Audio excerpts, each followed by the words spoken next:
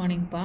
இப்போ நம்ம பார்க்க போகிற சம் வந்து சராசரி ஆவரேஜ் அந்த இதில் வரக்கூடிய கான்செப்ட் தான். ஸோ நம்ம போட் அண்ட் ஸ்ட்ரீம் பார்த்துட்ருக்கப்போ இடையில இந்த சம்மு வந்து என் கண்ணில் பட்டுது. ஸோ இந்த சம்மை மிஸ் பண்ணிட வேண்டாம், ஏன்னா இது ஒரு புது மாடலாக இருக்குது. அதனால் இன்றைக்கி இதுக்கு ஆன்சர் சால்வ் பண்ணுறேன். இதை நீங்கள் வாட்ச் பண்ணி நோட் பண்ணி வச்சுக்கோங்க. ஒரு அலுவலகத்தில் 12 பணியாளர்கள் உள்ளனர். அவர்களில் 52 வயதுடைய ஒருவர் வெளியேறினார். மேலும் புதிய நபர் வேலைக்கு செல்லும்போது சராசரி வயது 2ஆக குறைந்தது. அப்படியானால் புதிய பணியாளரின் வயது என்ன? கொஷின் நல்லா புரிஞ்சுக்கங்க. 12 பேர் இருக்காங்க, பின்னாடி 12 பேர் தான் இருக்காங்க. ஆனால் அந்த 12 பேரில் ஒருத்தரை மட்டும் வெளியில் எடுத்து 52 வயசுடைய ஒருத்தரை எடுத்துட்டு அதுக்கு பதிலாக வேறு ஏதோ ஒரு வயசுடைய ஒரு நபரை உள்ளே நுழைக்கும் பொழுது ஏற்கனவே கண்டுபிடிச்சி வச்சுருந்த சராசரியோட மதிப்பு 2 குறையுது. இப்போ ஏற்கனவே சராசரி ஒரு 50 வச்சுருந்தாங்க அப்படின்னா அதில் இப்போ 2 குறைஞ்சி 48 மாறுது. இங்கே சராசரி என்னங்கிறதே நம்மளுக்கு சொல்லலை. அது மாதிரி புதிய நபரோட வயதும் என்ன நம்மளுக்கு சொல்லலை. ஓகேவா? இது ஒரு புதுவிதமான மாடல். பொதுவாக சராசரினா என்ன, நம்ம இதுக்கு முன்னாடி பழைய வீடியோஸ் நிறையா போட்டிருக்கோம். ஸோ அதில் போய் தெளிவாகிக்கங்க. சராசரினா என்னென்னா, கொடுத்துருக்கக்கூடிய மொத்த எத்தனை மதிப்பு கொடுத்துருக்காங்களோ, இப்போ 5 மதிப்புகள் கொடுத்துருக்காங்கன்னா அந்த 5 மதிப்பையும் கூட்டி 5ஆல் வகுக்கிறது. ஓகேவா? இதுதான் சராசரி. அப்போ 12 பணியாளர்கள் இருக்கும் பொழுது அதில் ஒருத்தர் மட்டும் 52 வயசுன்னு தெரியுது. மீதி இருக்கக்கூடிய 11 பேரோட வயசையும் கூட்டி மொத்தத்தையும், அது கூட அந்த 52ஐயும் கூட்டி மொத்தத்தையும் எதால் வகுத்திருப்பாங்க அப்படின்னா 12ஆல் வகுத்திருப்பாங்க. அதுதான் ஒரு சராசரி.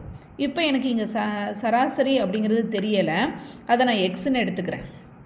இப்போ இன்னொரு இதுவும் பார்க்கலாம். இப்போ சராசரி எனக்கு தெரியும், எவ்வளோ கவுண்ட்ஸுன்னு தெரியும். அதை வச்சு நான் என்ன பண்ணலாம் அப்படின்னா மொத்த மதிப்புகளின் கூடுதலை நான் தெரிஞ்சுக்கலாம் இல்லையா? ஸோ அந்த மாதிரி இதில் கணக்கில் பார்த்தீங்க அப்படின்னா கண்டிஷன்லேயும் சரி, ரெண்டாவது கண்டிஷன்லேயும் சரி 11 நபரோட மதிப்பு மாறலை. 11 நபர் அப்படியே தான் இருக்காங்க. ஸோ எனக்கு வந்து அப்போ அந்த மதிப்பு ரொம்ப தேவையில்லை. அதாவது தேவையில்லை மீன்ஸ் அது வந்து மதிப்பு மாறலை. அதனால் ஃபஸ்ட்டு கண்டிஷன்லேயும் அந்த 11 நபரோட மதிப்புகளையும் நான் எடுத்துக்க போகிறேன். செகண்ட் கண்டிஷன்லேயும் அந்த 11 நபர்களோட மதிப்புகளின் கூடுதலையும் நான் எடுத்துக்க போகிறேன். ஸோ அது எப்படி எடுத்துக்கிறது அப்படின்னு பார்த்தோம் அப்படின்னா, இப்போ 11 நபர்களோட மதிப்புகளின் கூடுதல் அப்படிங்கிறத சராசரி கூட எண்ணிக்கை எப்போ இருக்குன்னா அது நம்மளுக்கு கிடச்சிரும், நம்மளுக்கு தெரியும். இந்த கான்செப்டை அப்படியே திருப்பி போடுங்க. ஸோ மதிப்புகளின் கூடுதல் எனக்கு வேணும் அப்படின்னா சராசரி கூட எண்ணிக்கையை பெருக்கணும். நான் இங்கே சராசரி என்னென்னு எடுத்துக்கிட்டேன், எக்ஸ்ன்னு எடுத்துக்கிட்டேன். அப்போ எக்ஸ் இன்ட்டு எண்ணிக்கை என்ன 11. ஏன்னா 12வது வேறு, அவர் மட்டும் மாறுறாரு, மீதி 11 பேர் மாறலை. அப்போ இந்த மதிப்புகளின் கூடுதலை நான் என்ன எடுத்துக்கிறேன்னா 11 எக்ஸ்ன்னு எடுத்துக்கிறேன். ஓகே, சரி. இப்போ ஃபஸ்ட்டு கண்டிஷன் படி சராசரியை கண்டுபிடிப்போம். ஃபஸ்ட்டு கண்டிஷன் படி சராசரி எக்ஸ்ன்னு எடுத்துக்கிட்டால் இந்த 11 பேரோட மதிப்புகளோட 12வது ஆளையும் கூட்டி 12ஆல் வகுத்திருக்கணும். அதானே உண்மை. 12 பேரோட மதிப்பை நான் கூட்டணும். அதில் 11 பேரோட மதிப்புகளின் கூடுதல் வந்து நான் 11 எக்ஸ்ன்னு எடுத்துக்கிறேன். இதில் 12வது ஆள் 52 வயசுன்னு தெளிவாக எனக்கு தெரியுது. ஸோ அவரை நான் கூட்டுறேன் பை 12. இது வந்து ஃபஸ்ட்டு கண்டிஷன். இப்போ செகண்ட் கண்டிஷனுக்கு வருவோம். செகண்ட் கண்டிஷன் சொல்லும்போது என்ன சொல்கிறாங்கன்னா 11 பேர் அப்படியே இருக்காங்க. இவங்க கூட 12ஆவதாக ஒரு ஆளை சேர்க்குறோம். அவரை நான் ஒயின்னு எடுத்துக்கிறேன்.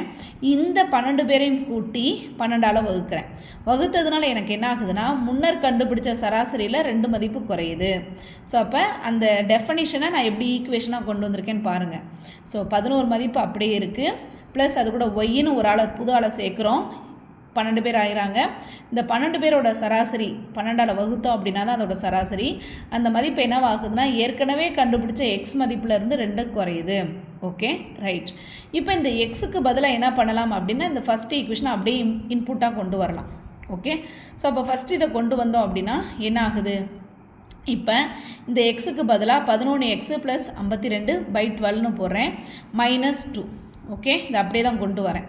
அப்புறம் இந்த 12க்கு என்ன அர்த்தம், இந்த 11xக்கும் கீழேயும் இந்த 12 இருக்குன்னு அர்த்தம், இந்த 52க்கு கீழேயும் 12 இருக்குன்னு அர்த்தம் இல்லையா?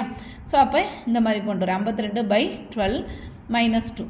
அப்படியே இந்த ஈக்குவேஷனை 2ஆக பிரித்து எழுதுகிறேன், அவ்வளோதான்.